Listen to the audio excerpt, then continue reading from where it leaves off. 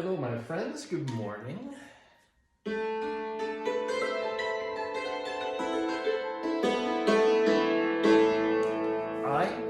am in the studio. I am, by studio, I mean I am in the living room of my very dear friends, Tim and Truly's house.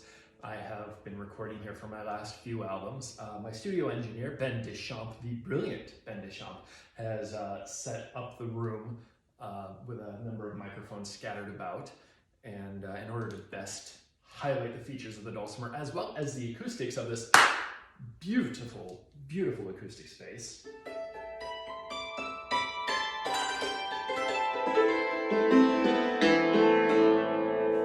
So what I've got here is Antonietta. She hasn't come out and played for a while. Maria, who is slightly smaller, which is slightly smaller. I shouldn't personify perhaps that much. Maria is slightly smaller, has about, I'd say 8 or 10 fewer notes. 1, 2, 3, 4. Yeah, 10 fewer notes.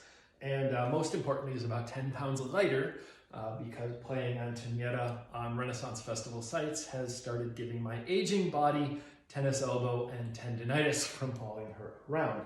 And so Maria, in addition to having throughout been my main touring instrument because she fits better in the overhead compartment of a 747, Maria has also gone back to being my primary instrument in the lanes and on stage at Renaissance festivals. But Antonietta is still my studio instrument. In addition to those extra 10 notes, the extra size of the instrument gives it a little more of a resonant tone, and it is featured very nicely on a studio album. So what I am recording here is I'm about to record Anello, which is an Italian word that means ring, which is appropriate because it's an Italian circle dance from the 15th century. I had noticed that there was a massive gap in my repertoire because I don't really love most 15th century music, so I made a very deliberate point to go out and find some. And this is one of the pieces I came up with. And by I came up with, I mean I talked to a couple of friends, both in the early music community and in the dance community, and said, hey, what is out there that's from the 15th century that isn't too terribly weird? And this is what I came up with. This is there are several pieces that will be recorded in this project that fit that bill. And this is, as I said, Anello. It is an Italian piece.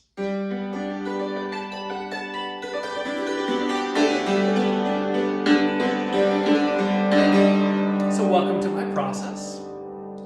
Now this recording project is going to be an EP that goes out to all of my $5 plus patrons, hopefully this spring. Don't really have a timeline on it yet. But it is also going to be half of my studio album to be released in 2023, next summer. Rather than going into the studio every 2 or 3 years and recording a massive batch of songs, I have decided that every year I would like to go into the studio and do a dozen or so, release as a bonus to my patrons. Thank you so much for your support. And then later on, it will become part of the next studio album.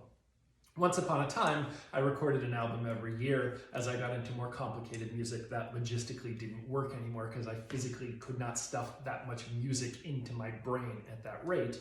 And now with the long-term decline in CD sales, it's no longer worth it to put out an album every year, or even every 2 years, I suspect. So I think that I'm going to go to an every 3-year new CD model. And because I can come into the studio, hopefully on an annual basis, for shorter sessions, I will be bringing that as a patron reward. So thank you so much for your support. So this is my recording process. My high-end studio headphones are a pair of $10 earbuds. I don't need anything too complicated or too fancy. I don't need high fidelity. I don't need high resolution. What I need is a way to listen to a click-track metronome in a way that doesn't bleed into all of these beautiful, very, very high sensitivity microphones. And I've tried a number of solutions over the years, both of my own invention and of Ben's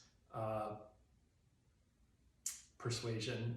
And we have found this is the one that works, which happily enough is the cheapy version. So yeah, a couple of high-end $10 studio cans from Target. And then I am running software on the computer, which is slightly out of frame here. It's not a terribly complicated system. I'm using Reaper for those who care at home. I have an 7 or 8 year old Mac Mini, which is my studio equipment, because I really am part of the Apple Mac world, and I am a musician who can't afford one of their laptops and in general doesn't need one. I only fire up this computer maybe a half dozen times a year, and so something, first of all, that is 7 years old, second of all, that is a less high-end but a really good deal on equipment. I have to say it's been running my studios brilliantly, and especially since Reaper is not a huge resource hog.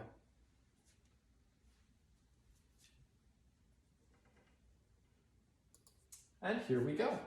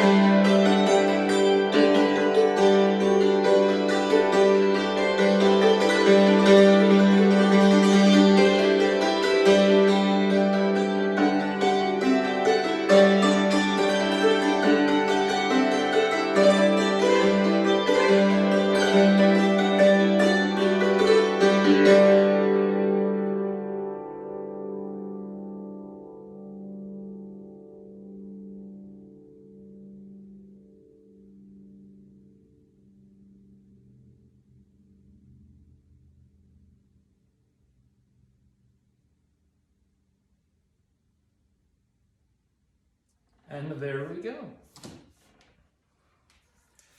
Now, of course, having bragged about my high-end studio earbuds, I had several technical difficulties as they kept popping out, which has literally not been a problem in my recording this morning until that moment. So I guess karma got me there. Again, that was Anello, 15th century Italian. Thank you so much for all your support. I really appreciate you following along on my adventures and my continuing creative projects. And I look forward to sharing this with you in the final product, probably in a couple of months, or in, I'm hoping for April, but again, no official timeline, knock on wood. Time to retune and get on to the next song, and I hope you are all having a beautiful day and a lovely holiday season and a happy new year. Take care.